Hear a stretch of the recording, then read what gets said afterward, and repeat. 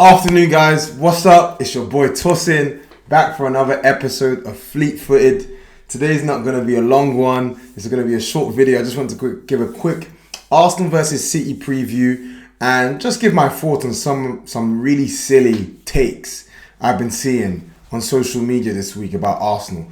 A lot of, I guess, understandable but still annoying freaking out because of the Monaco game and whatnot. So I'm just going to quickly address all of that in today's short video, right?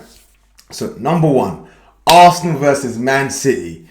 The Community Shield is here. The curtain raiser of the Premier League is officially beginning. Well, they say that apparently the Community Shield is actually the opener for the Premier League season. So it's not long left, guys. The league is starting again, right? So Arsenal versus City.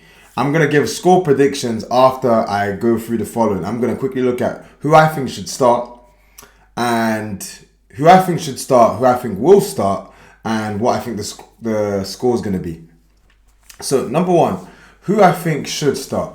Based on what we've seen, based on what I've seen in pre-season, right? Like, I'm looking for patterns. I'm looking to see what sort of styles Arteta's doing. I'm looking to see, how he's looking to get the team set up, right? And one of the things I've seen that I've really liked is the variety in terms of our positions on the ball in defense, midfield, and attack, right? I like the variety I've seen. I've seen four at the back, right? With the right back inverting. We've also seen four at the back with the left back inverting. We've seen four at the back where essentially there's no inverting against Barcelona, where you've got Gabriel and Saliba, and then right in front of them you've got Partey, but you've got the two fullbacks, White and Timber, quite high up alongside Partey. There's so many variations I've seen I've really liked, so it's a tough one for me, right? But I think in defense, keeper, obviously Ramsdale. I should probably touch on the Raya one. I just quick caveat with Raya v Ramsdale. What do I think? I think it's a good signing. Now, I was annoyed because I thought he's not as much of a priority as backup for Saka. But at the same time, it doesn't necessarily, just because we buy him doesn't mean we won't strengthen in that area. I think we're just trying to get rid of players. But Raya makes absolute sense. The guy's a good keeper. Do I think he's better than Ramsdale? Stats sort of slightly suggest it, but I don't think so. I think both are essentially on the same level. I think Ramsdale actually needs the competition because the guy, I rate him a lot. He's young. He's a good keeper. He's a bit cocky. You know, he can get a bit full of himself. He's a good keeper, but he's someone that's got a lot of scope for improvement. And I think signing a guy like Raya will push him. And given the type of the temperament of Aaron Ramsdale, I don't really get the vibe that he's going to be someone that's just going to quit and go and leave Arsenal and throw his toilet at the Prem. He looks like a fighter to me. So I like what we're doing. But there's more of a ruthless streak about Arsenal where we're creating a strong squad. You know, and I'm going to touch on that point about strong squad when it comes to the reaction I've seen from other fans to what our pre-season's been. Who do I think should start at right back? Timber's been very, very good this season. Very good. I think he's been so good. But I think Ben White should start right back. Saliba, Gabriel, absolutely should start centre back. Saliba, Gabriel, absolutely should start centre back. And Timber is probably going to start left back and he's going to invert, right? Although I would have liked to see Kivior play there because honestly, he's not looked too bad. And the guy he's actually got good feet, Kivior. He's a technical player. I would like to see him there, give him more minutes, but I think Timber's going to play there, right? Who do I want to see in midfield? Honestly, I really want to see, it's going to be a big one, but I'd like to see Partey, Havertz and Ødegaard midfield, and I'd like to see Martinelli left, Trossard up front, Saka right. Why do I say that? Now, I think Declan Rice is going to be a baller. I think he's going to play well, but I just want to see something. I want to see how well we do against Man City when we play with Ødegaard and Havertz. I really want to see Havertz. He's a guy that a lot of people give him stick, and rightly so. He was pants for Chelsea last season, and I'm in no way trying to cover him up in glory, but one of the things I'm really looking forward to is just the unpredictability of what will be like. I'm waiting for Arteta to see how he can sort of get our defense in balance with our midfield and our attack. But I'm just thinking about Havertz playing as the left-sided 8, even though he's going to start there, even though that's his position, he's not going to stay there. Because anyone who's watched him in pre-season knows he doesn't do what Xhaka does. He doesn't drop into midfield and knit play together. He's not going to do that. But why I'm saying, hear me out, why I'm saying start Havertz is, number one, I feel like Rice still needs to get accustomed to playing football the Arsenal way. He looked good, for me, he looked good against Monaco. You know, attacking down that left-hand side, he was good. Yes, of course, out of possession, we looked vulnerable, but I think that's things we're going to work on the more he gets used to it. Right, used to playing with Arsenal positionally. But why I do want to see the Partey one, because Partey knows already. He gets our system, he gets our setup. But I want to see the Partey, Ødegaard, Havertz link up, because the reason for that is that when I see Trossard playing centre forward, when I've seen him in pre-season or when he's playing on the left, he doesn't stay there.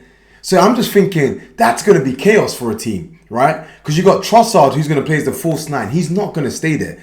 Most likely what we've seen in pre-season is when he's played in either left or up front, he's vacated that role and he's almost left it for Havertz to sort of play like Ozil type of role, you know, a role where he's not really going to have much. You're not looking for him to have a lot of involvement in the midfield, in the defense to midfield phase of play, but you're looking for him to have a lot of involvement between the lines from midfield to attack phase of play. So that's what I'm looking for, just the unpredictability. And then you're thinking Martinelli, who starts out wide, but always comes inside. I'm just thinking this is going to be chaos for a team. So this is what I think we should do. Because Arteta's been testing stuff. Test it against Man City. See it.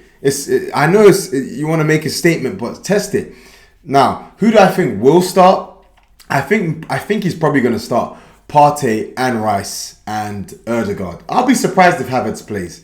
I'd love to see him play. I'll be surprised if he does, right? And who do I think? I think the back four that I named are going to start. Obviously, Ramsdale's going to start. I think Saka's definitely going to start. The only positions that I think are questionable are the left-sided. I think Martinelli will start as well. It's the left-sided 8 and the striker, right? I think Rice will start, but I would love to see Havertz play. I think he should play because I want to test out this whole different system fluidity that Arteta's trying to do in pre-season, which I'm all for. Striker, this is a big one because I put it out on Instagram, right? Nketiah or Trossard? Of course, many people are going to pan me and say, okay, how can you be... it's not even a debate. Trossard should start. Trossard should start, right? But I can see why Eddie gets games for Arteta, right? I don't think he was bad against Monaco. I really don't. And what you get with Eddie is a guy with great attitude that is moldable, teachable, right? If you've got a guy who's good, but he's not teachable, he's not moldable. If you're unteachable, you're unreachable. And I'm not trying to throw shade at Balogun. I don't know what's going on behind the scenes, but one thing we can trust our manager on is that he knows how to weed out people with stinking attitudes, right? So the striker role, although I'm a fan of Eddie's attitude and his application, Trossard absolutely has to start just for that chaos factor I just mentioned there. I just want to see what happens when Trossard and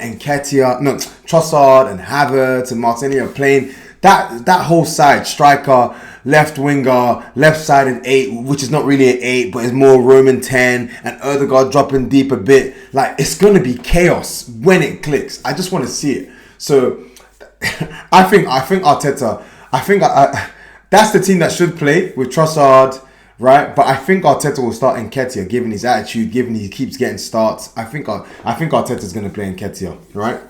Now, there's a lot of things I've seen. I've seen a lot of nonsense takes online about how Arsenal, they've not been as good in pre-season as last season and whatnot. Guys, I looked at it yesterday. Last season, in pre-season, Arteta played the same system. It was the same system, right? Yeah, he used a variation of players, but it was the same system by and large. And if you think about it, the last 2 games we played, Chelsea when we battered them 4-0 and Sevilla when we battered them 6-0, he played the same starting 11. I've not seen him do that this pre-season. I've not seen him play the same starting 11, nor have I seen him stick to the same system per game. Against Man United, you had Rice as the 6, Havertz as the left-sided 8, which is pretty much a 10. Ødegaard as also the right-sided 8, which also drops deep. Then in other games, you have Rice playing as the 8, Partey playing as the 6, Ødegaard playing. Then some games you have Rice not playing at all, and it's Partey. We've had different systems. You've also had games where Kivior's playing left centre back, and then Timber's playing left back, and then he's the one doing the inverting. We've also had games where Tomiyasu's played left back and Timber's the one inverting as the right back. Like, it's just been chop and change, right? And I'm all for it. I said it last video and I'm going to say it again. I am all for this. Why? Because if there was one stick you could have beat Arteta with last season, is that, bro, use the squad. But he couldn't use the squad because the squad wasn't really good enough. I actually think it's a sign of us growing into a better team that we've actually got a squad with enough good players for Arteta to be able to trust players enough to play different systems in game, like different things. Then bringing in Smith Rowe, Vieira, that's another story. But I'm all for this, right? So I think that's a big reason. And of course, Declan Rice, he needs time to get used to playing the way Arsenal play. But I think he's already showing glimpses of his great ball carrying quality against Monaco. I'm really looking forward to it. All I'd say with this is, Arsenal fans need to stop being insecure. Please, guys, please stop being insecure. What do I mean by that? When we play well, everything's hunky-dory. And we look really good. When we lose, oh, the world is over. Oh, this, that. Oh, when we drop, like, bro, guys, please, relax. Please. I beg you, please stop moving insecure. Like, insecurity is so unattractive, especially in men. It's just so unattractive. When things don't go, like, stop that, please. It's such a massive thing nowadays. And it brings me on to the spiritual point I wanted to make, right? Like, why is insecurity so rife, particularly in men today? There's a great scripture I want us to share with you guys.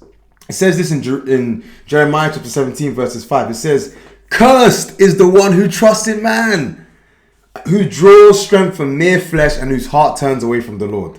Verse 7 says, "But blessed is the one who trusts in the Lord, whose confidence is in him." I believe nowadays, why are people so insecure? We put too much confidence in man. Other people's opinions, and our own opinions. Who cares what you think? You're not the source of all knowledge. And I think this is why a lot of people struggle. I'm a big advocate of people having a relationship with God, because when you understand that God is bigger than you, smarter than you, wiser than you, you know that you should not always trust yourself. What always comes out of our minds and our hearts is not always necessarily sensible. And I think we put way too much trust in that. And then we project our insecurities and our fears on everything. Please, fans, let's not do this with Arsenal. Positive vibes only. What do I think the score will be of Man City? I'm going 2-1 Arsenal. I'm really going to. I want to see the chaos, especially in terms of the interchange of position. I want to see Arteta's cooking something, guys. You got to see it. Just trust. He's cooking something with this team. I'm sure he would have seen what Man City did to us last season when we went to their ground and we expected them to play the way they played against us at Emirates. But what did they do? They played long and direct. They played John Stones dropping into midfield. Like, their first goal was literally a long ball up. Like, I'm sure Arteta would have seen he wants to address weaknesses in our team where we can be flexible game by game, but in game as well. I'm really looking forward to that. So I'm going to give us a 2-1, right? So this is all I'd say, guys. Let's trust. Let's not be insecure. Let's be secure. Please be secure. And then you can only be secure when you stop trusting in your own feelings, your own thoughts, your own overreactions, and just look things big picture. And I think that's what we really need to do as fans. So anyways, guys, that's all I really wanted to say. I think we're going to beat City 2-1. And this is I'm not trying to beat City up, but I'm just going to, I'll save it for, I'm going to say it next week, but I'm just going to, I think Arsenal, if I think of the top two, yes, I'll probably get panned for this. I think we're going to win the league. I really think we're going to, I'm just going to back us. I have to. We spent 65 M's on Havertz. We spent 105 M's on Rice. We've bought Timber for a great price. I believe this is a team that's on the up. We've kept the core of our team. We've kept it, barring Xhaka, of course, which is a big blow. Another reason, you think a guy that we've had for what? You lose a guy that's been a mainstay in your mid. Say what you want about him. You lose a guy that's been in your mainstay in your midfield across Lundberg. I know he was short. Wenger, Emery, Lundberg, Arteta. Come on, like short stints here, guys. Right? Well, not short stints. Sorry, he's been a mainstay across all of those different stints. Right, so you lose someone like that. Of course, it's going to upset the balance, and you lose a leader. Right, so more people are going to need to raise up in the team. So I forgot to mention it. I'm only mentioning it now. It's like there's lots of changes, but change is not bad. It's good. We got to stop being insecure anyway. Right, please, guys, Arsenal fans, promise me, please be positive. Stop being insecure. Yeah, and I'm going to back the boys 2-1, and I'm going to back us to win the league this season. Let's go for it. No shade to Man City. Man City are a great team, but I believe we're cooking something this season. I believe we are the best team football-wise for 3 quarters of last season. But as we know, being the best team 3 quarters of the season and falling the last quarter means absolutely nothing. And if you actually think about it, guys, yes, we've had a okay pre-season, but what would you rather? Would you rather start strong, be strong for 3 quarters of the season and fall at the last hurdle, or figuring things out, trying to see what clicks, trying new things, trying different ways to be unpredictable, and then it clicks, and then you go stronger and stronger and stronger towards the end of the season, which is what Man City did. Because Pep had a lot of rotation at the start of the season. Even think back to, this is just extra, guys, I'm giving you. Think back to title winning Man United days. Like, I remember Man United 07-08 season when Arsenal were competing with Man United, right? You had Fabregas, Adebayor, Hleb, Rosicky, Flamini. We were balling out. We were moving to teams. Right, we were playing so prime Wenger ball. That season, we knocked out AC Milan from the Champions League, and then obviously Liverpool knocked us out. We were moving mad in the league. The season where Gallas was crying in Birmingham. But I remember Man United, Ronaldo, Rooney, Tevez, Anderson. That season, they were slapping teams, absolutely slapping teams up. Right, and it was a really great title race up until December. Arsenal were near perfect, but Man United were moving to teams. But what I respect about United is Fergie. He could change up the team. He could be like, I know we've been slapping this team, slapping that team, but I'm gonna throw a cheeky Park Ji-sung for an away game. I'm gonna bring in Darren Fletcher, who's not started the past 3 games. I'm gonna go away to Real Madrid. I'm going into other seasons now. I'm gonna go away to Real Madrid. I'm gonna play Danny Welbeck. I'm gonna play Phil Jones midfield. Like, there's changes, fluidity, right? And Man United that season were able to change into a team who didn't just slap teams around, but could win the 1-0s as well. And I think that's a big part to having that sort of fluidity to be able to change systems, change mindsets, right?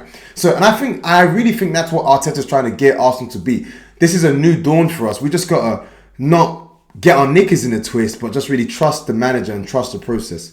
Anyways, guys, that's my rant over. Arsenal fans need to be secure. As a man, you need to be secure. Stop trusting yourself. Trust in God. Let's back the boys. Let's be positive. And I'm going to see you guys again next week. Please make sure, guys, to like, to share, to subscribe to the channel for any more football as well as faith-related content.